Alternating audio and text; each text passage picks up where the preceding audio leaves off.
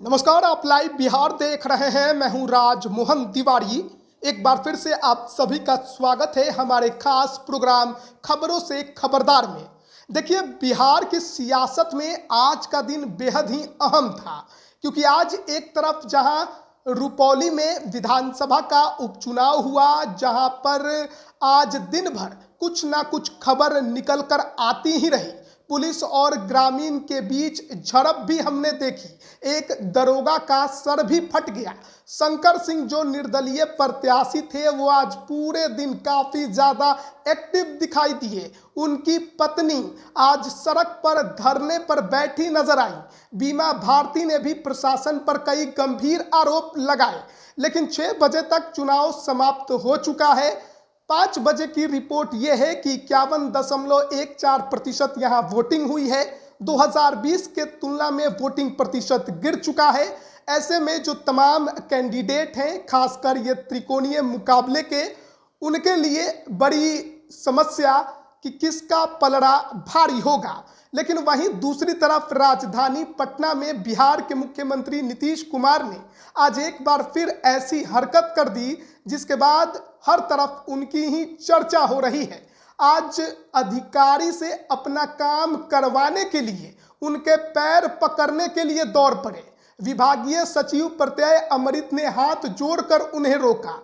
अब नीतीश कुमार कब क्या कर दे, कोई कुछ कह नहीं सकता। तो विस्तार से चर्चा करने के लिए हमारे साथ वरिष्ठ पत्रकार रविरंजन जी हैं और वरिष्ठ पत्रकार प्रवीण बागी जी हैं। सबसे पहले तो रुपौली विधानसभा के उपचुनाव पर ही चर्चा करेंगे, क्योंकि बीमा भारती ने इस्तीफा दिया तो सीट खाली हुई। अब चुनाव हुआ, बीमा भारती, जेडीयू के कलाधर मंडल और निर्दलीय शंकर सिंह के बीच लड़ाई देखने को मिल रही है। क्या लगता है, जो चुनाव संपन्न हो गए हैं, बीमा भारती का राजनीतिक भविष्य बचेगा?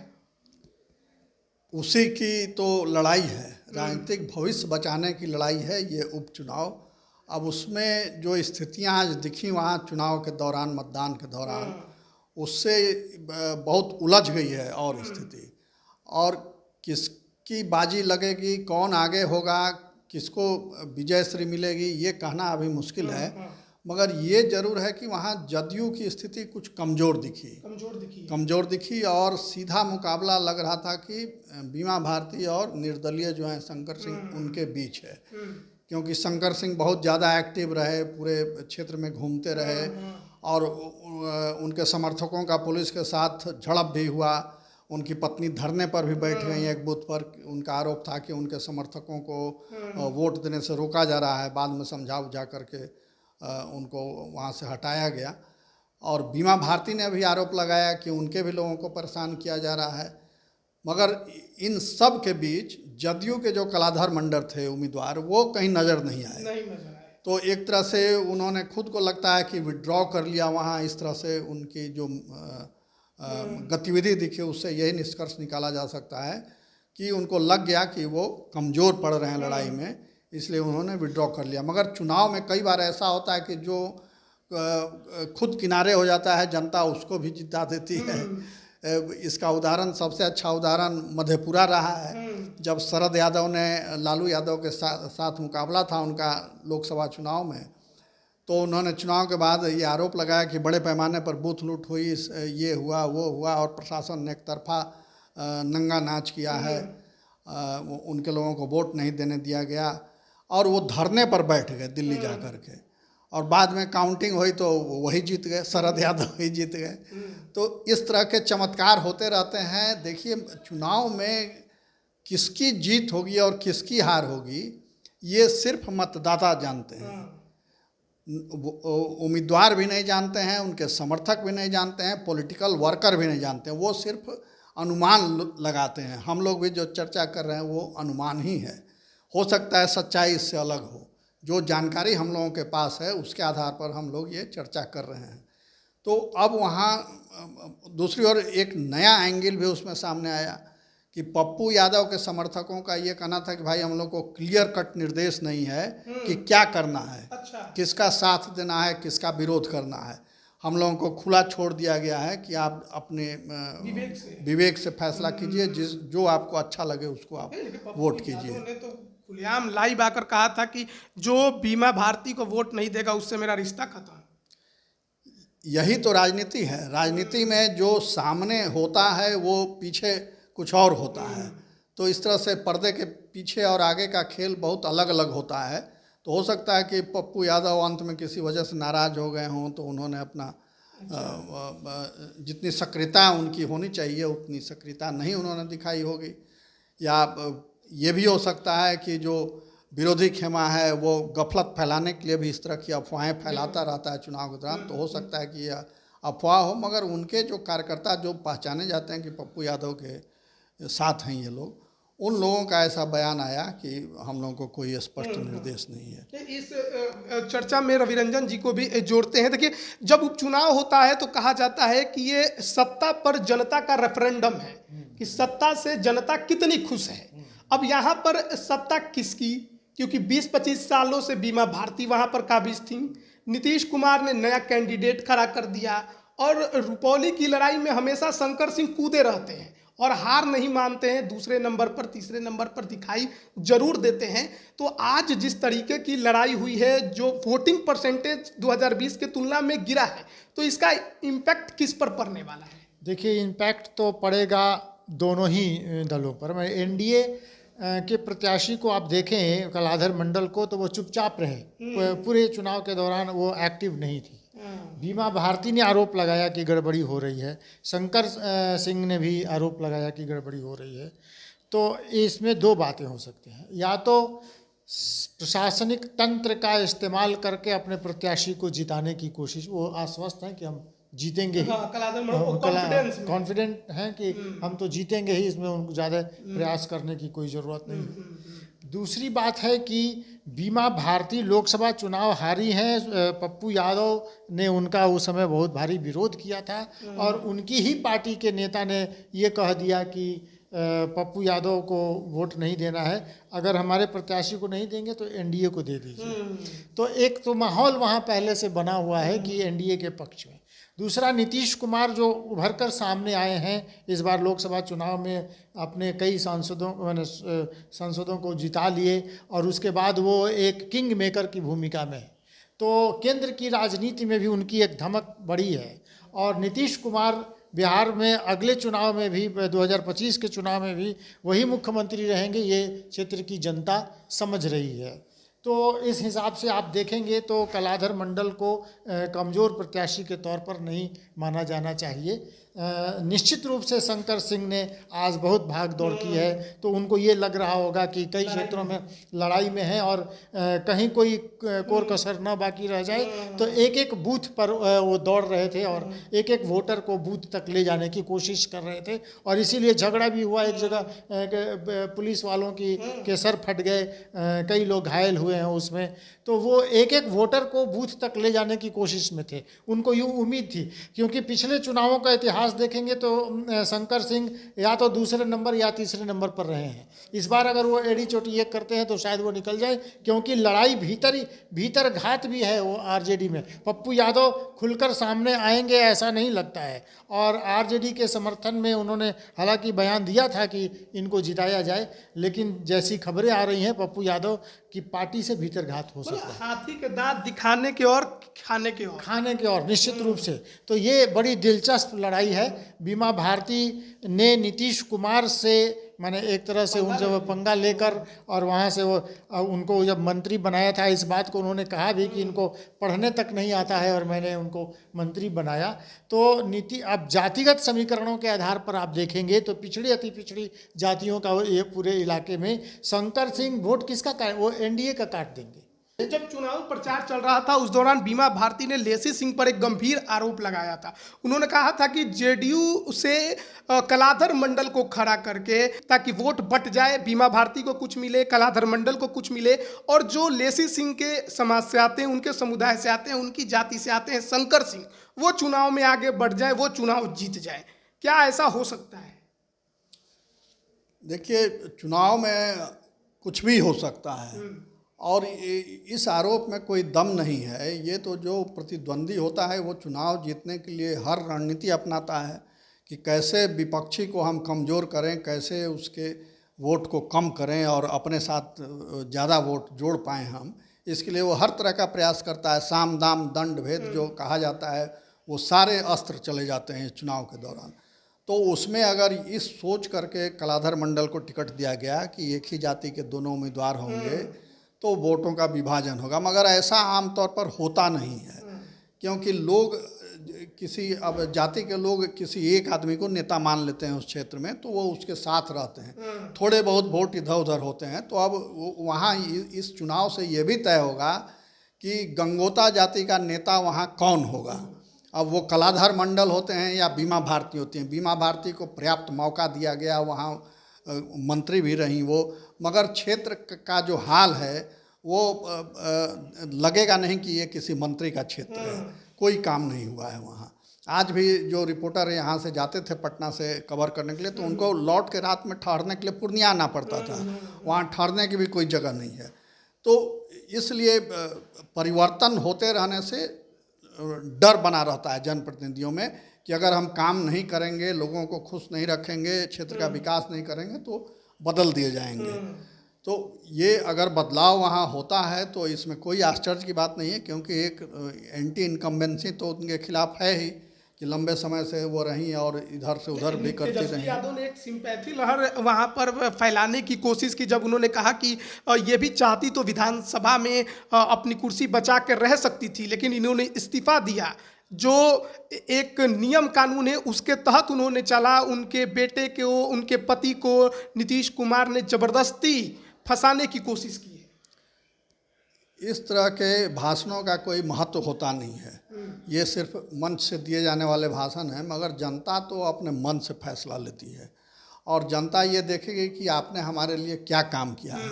अगर जनता का इतना ही समर्थन रहता तो लोकसभा चुनाव में अपने क्षेत्र से पिछड़ती जनता और उत्साह में उनको जिताती कि हमारा विधायक जो है वो सांसद बनेगा, दिल्ली जाएगा, ज़्यादा काम करेगा। तो वहाँ से तो उनको बहुत अधिक मतों के अंतर से आगे रहना चाहिए था, मगर वो पिछड़ गई वहाँ। तो पिछड़े नहीं, बहुत पिछड़ गए, 10,000 वोट मिले। तो इसी से पता चलता है कि उनकी स्थिति क्या है। जमीन खिसक चुकी है। जब वो घर में नहीं जीतेंगे तो बाहर से कैसे उनको वोट मिलेगा, ये उम्मीद ही नहीं की जानी। तो वोट प्रतिशत जो गिरा है 2020 के तुलना में, आपको क्या लगता है उसका नुकसान और फायदा किसे होने वाला है? उसका नुकसान तो सिटिंग कैंडिडेट को होगा, सिटिंग कैंडिडेट को, क्योंकि लोगों में कोई उत्साह नहीं है सिटिंग कैंडिडेट को जिताने का। उनके खिलाफ नाराजगी है, उदासीनता है, तो इसलिए लोग घरों से नहीं निकले होंगे।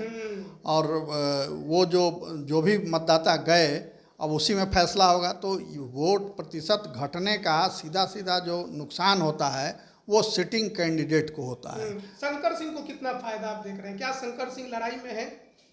शंकर सिंह तो लड़ाई में है ही, शुरू से वहाँ त्रिकोणीय मुकाबला रहा है। चूँकि सत्ता पक्ष के उम्मीदवार हैं कलाधर मंडल, तो उनकी स्थिति को भी कमज़ोर नहीं माना जाना चाहिए, मगर शंकर सिंह अपने बलबूते वहाँ टिके हुए हैं, ये बड़ी बात है। और वो दोनों उम्मीदवारों के नाक में दम किए हुए हैं, बीमा भारती के भी और कलाधर मंडल के भी। वोट बिखरते हैं तो शंकर सिंह का कद बढ़ेगा, जीत जाएंगे। अति पिछड़ा का वोट अगर बंटेगा तो उसमें फायदा शंकर सिंह को होगा, बिल्कुल। अब चलिए, अब रुपौली उपचुनाव पर हमने चर्चा कर ली। बीते कई दिनों से यहाँ मारामारी हम देख रहे थे, प्रचार प्रसार के लिए तमाम नेताओं ने पूरा जोर लगा दिया था, लेकिन अब यहाँ चुनाव संपन्न हो गया है। अब बाकी 4 विधानसभा सीटों पर उपचुनाव की घोषणा जब चुनाव आयोग कर दे तब होगा। लेकिन इसी बीच आज बिहार की राजधानी पटना में नीतीश कुमार एक अधिकारी के आगे हाथ जोड़ते दिखाई दिए। उससे भी लगा कि बात नहीं बनेगी तो दौड़ चले पैर पकड़ने के लिए। अब इस पर हम विस्तार से समझेंगे क्या वो मुद्दा था, क्या हो गया नीतीश कुमार को कि अब अधिकारियों के पैर पकड़ने लगे। नहीं, ये दूसरा मौका है जब नीतीश कुमार, पिछले दिनों उन्होंने एक IAS ऑफिसर को कहा कि हम हाथ जोड़ के आपसे विनती करते हैं कि कमुआ करवा दीजिए। और आज का भी मसला यही था कि एक काम को लेकर नीतीश कुमार, पहले तो वो उखड़े कि ये काम क्यों नहीं हो रहा है, फिर कौन है संबंधित, तो प्रोजेक्ट ऑफिसर जो थे उनको बुलाया गया। उन्होंने कहा कि मैं आपका पैर छू लेता हूँ, पैर छू के आपको कहता हूँ, और बढ़ गए वो पैर छूने के लिए, और वो खोजने लगे, बुलाइए उनको, उनका पैर छूते हैं। और प्रत्यय अमृत और सभी आला अधिकारी उसमें लग गए कि अच्छा सर जाने दीजिए, वो कर देगा, काम कर देगा होगा। लेकिन बाद में बुला के बहुत देर तक उन्होंने समझाया कि इस काम को कर दीजिए। तो देखिए, नीतीश कुमार का ये जो अंदाज है वो अभी हाल के दिनों में कुछ अलग तरह से वो आ रहा है। नहीं तो वो तो मंच से कई बार मुख्य सचिव को भी एक बार उन्होंने कहा था कि आप मोबाइलों में क्या देखते रहते हैं, किसी की अधिकारी को कहता है ये आजकल सब मोबाइले में देखते रहता है, सुनता नहीं है। एक अधिकारी को उन्होंने कहा सुनेंगे कि नहीं सुनेंगे। तो ये बातें वो कर रहे हैं। नीतीश कुमार ये बातें क्यों कर रहे हैं, जबकि वो एक्शन ले सकते हैं, कड़ी कार्रवाई कर सकते हैं, तो वो करनी चाहिए थी उनको। इससे लग रहा है कि नीतीश कुमार कुछ कमज़ोर हो रहे हैं। ये बता रहा है कि वो बहुत स्वस्थ नहीं है, और ये जो नई आदतें, चेहरा भी कुछ अलग तरीके से बनाते हैं, पेट पर हाथ फेरते हैं। और आप देखें 2 मंत्रियों का माथा लड़ा रहे थे, टीका लगाए हुए 2 लोगों का। एक बार एक पत्रकार और अशोक चौधरी का लड़ा। आप अशोक चौधरी के पिता के उसमें गए थे श्रद्धांजलि सभा में, और वही फूल उठा के अशोक चौधरी पर फेंक रहे थे। ये सब ऐसी हरकतें हैं जो बता रहा है कि वो बहुत ठीक नहीं है। और अधिकारी को हाथ जोड़ के कहना, या तो उनको शर्मिंदा करना चाहते होंगे कि आप इसे सुनिए, नहीं तो नीतीश कुमार तो सक्षम व्यक्ति हैं, एक्शन ले सकते हैं, कड़ी कार्रवाई कर सकते हैं, जो काम नहीं हो रहा है उसको सख्त आदेश दे सकते हैं। ये बता रहा है कि सरकार का रोब और दाब जो है वो थोड़ा खत्म हो रहा है। नीतीश कुमार तो इतने वर्षों से कुर्सी पर काबिज है, कैसे काम करवाना है उनसे बेहतर और कौन जानेगा। काम करवाना है, कौन सा काम करवाना है ये वो तय करते हैं। ऐसे तो बाकी का काम तो स्वतः होते रहता है, नौकरशाही एक रूटीन तरीके से चलती रहती है, उसमें काम भी होते हैं, कुछ गड़बड़ भी होते हैं, पुल बनते भी हैं, पुल ढहते भी हैं, दोनों होता है। मगर नीतीश कुमार ने आज जो किया तो वो एक गांधीवादी तरीका इसको कह सकते हैं कि अब वो गांधीवादी हो गए हैं ज़्यादा। गांधी जी में उनकी आस्था वैसे भी रही है पहले से, और वो लगातार अपनी जो भी चुनाव सभा या यात्राएं शुरू करते हैं वो गांधी जी के कर्मस्थली से, चंपारण से शुरू करते हैं।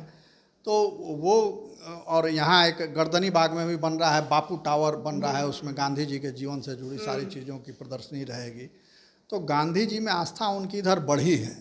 तो जैसे बीच में आपने देखा होगा कि ट्रैफिक पुलिस वालों ने अभियान चलाया था, गांधीगिरी उसको कहते थे, कि वो फूल लेकर के रहते थे, जो बिना हेलमेट का बाइक सवार आता था उसको रोक के और मुस्कुराते हुए फूल दिया जाता था कि आप हेलमेट नहीं पहने इसलिए हम आपको फूल दे रहे हैं, कल आप हेलमेट पहन के आइएगा।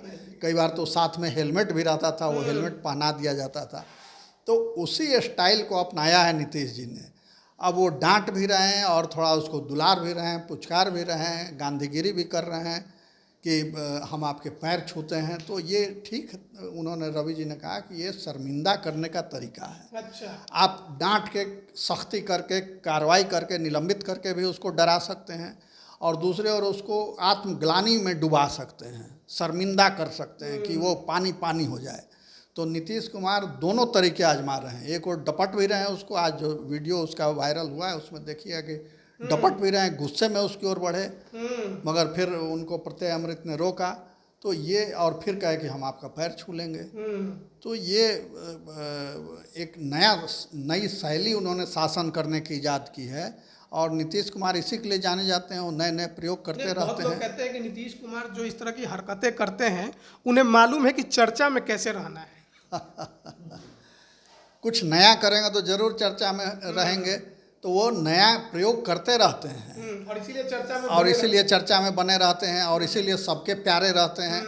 कभी उसके कंधे पर, कभी उसके कंधे पर चढ़ के सवारी करते रहते हैं, और सत्ता में बने रहते हैं। तो ये एक बड़ा गुण है कि कैसे हम लाइमलाइट में बने रहें, कैसे अधिकारियों को कंट्रोल किए रहें, और इधर पुल के गिरने से उनकी क्षति, बहुत छवि जो है वो क्षतिग्रस्त हुई है। बहुत गलत मैसेज गया है पूरे देश में कि ये पुल इस तरह से ढह रहे हैं, और सारा वहाँ बंटा धार हो रहा है बिहार में।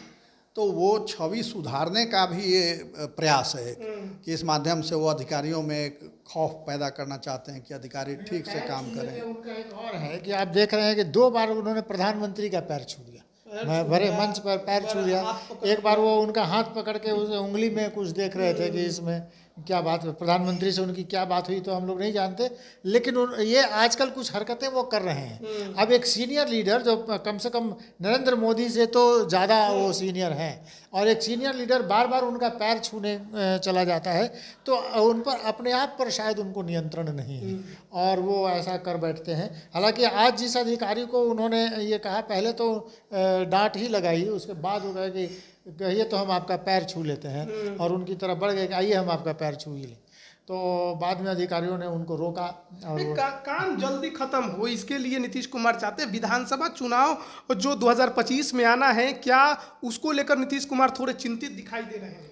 देखिए, वो तो गांधीगिरी है, अपनी जगह है, मगर किसी निर्वाचित मुख्यमंत्री को और किसी अफसर का पैर छूना पड़े काम कराने के लिए, उससे भरी सभा में हाथ जोड़ के अनुरोध करना पड़े, निवेदन करना पड़े, तो इससे शर्मनाक बात कोई हो ही नहीं सकती।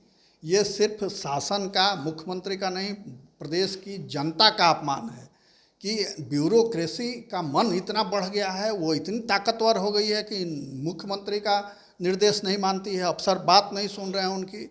तो ये तो मतलब कंट्रोल से बाहर जाना जिसको कहते हैं, वो बिहार में स्थिति इससे दिख रही है कि बिहार में स्थिति नियंत्रण से बाहर है, अफसरशाही बेकाबू हो गई है, मुख्यमंत्री की भी वो नहीं सुन रही है, तो मंत्रियों को कौन सुनेगा। तो ये आप देखते होंगे कि कई बार ऐसी घटनाएं होती रहती हैं कि मंत्रियों को अफसर कुछ का कुछ बोल देते हैं, बाद में मुख्यमंत्री के पास कंप्लेन आता है। और ये आज की घटना नहीं है, अब तो मुख्यमंत्री सार्वजनिक रूप से इसकी अभिव्यक्ति करते हैं। पहले जब वो जनता दरबार लगाया करते थे, तो वहाँ से जो चिट्ठी लेके फरियादी जाता था जिले में अधिकारी के पास, वो कई बार वो अधिकारियों ने फाड़ के फेंक दिया चिट्ठी कि जा गए हो वहाँ तो जाओ वहीं से काम करवाओ, और ये सारी सूचनाएं वो अगली बार आके फिर देता था मुख्यमंत्री को, मगर उस अफसर पर कभी कोई कार्रवाई नहीं हुई। तो ये बतलाता है कि मुख्यमंत्री का नियंत्रण समाप्त हो गया है, अब बस वो जोड़ तोड़ की राजनीति से सत्ता सुख ले रहे हैं। लेकिन यही बात है ना कि चिंता है 2025 की नीतीश कुमार। निश्चित रूप से 2025 की चिंता है। आप देखें, उन्होंने हाथ जोड़ के कहा उस समय अधिकारी को कि भूमि सुधार के जो मामले हैं, जमाबंदी के जो मामले हैं, उनको जल्दी से निपटा दीजिए, माने चुनाव से पहले कर दीजिए। ऐसा दुरूह कार्य दिए हैं कि माने 4000 वो राजस्व गांवों का वो करना है, जिसमें अभी 900 का हुआ है, 42,000 राजस्व गाँव, हाँ 42,000, मात्र 800 गाँव का हुआ है अब तक सर्वे। सवाल ही नहीं है कि हो पाएगा, संभव ही नहीं है। अब वो हाथ जोड़ रहे हैं कि जल्दी से ही काम करवा दीजिए। अब जल्दी नौकरी, अब जो जिनकी नौकरी पहले से हो चुकी है उनको नियुक्ति पत्र बांटा जा रहा है। अभी अमीन इत्यादि को भूमि सुधार कर दिया। अभी दरोगा की बहाली का रिजल्ट जो लंबित था वो आया। बीएड का रिजल्ट बहुत जल्दी, माने आनन फानन में आया, बीएड का रिजल्ट निकाला गया। फिर कई विभागों की वैकेंसीज निकल रही हैं। ये सब 2025 के चुनाव की तैयारी है, और वो इस जल्दी में है कि जो लंबित काम है वो जल्दी हो जाए तो उसका श्रेय ले सके। तो ये बिहार में आज का जो दिन था उस पर हम चर्चा कर रहे थे, जिस तरीके से रुपौली में क्या कुछ घटा और किस तरीके से वहाँ उपचुनाव संपन्न हुआ उस पर हम बात कर रहे थे।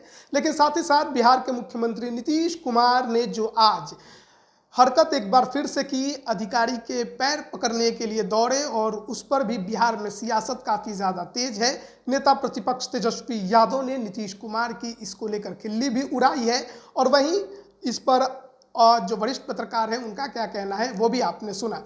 आप भी अपनी राय कमेंट बॉक्स में ज़रूर लिखें। बने रहिए लाइव बिहार के साथ। आप सभी का बहुत बहुत धन्यवाद।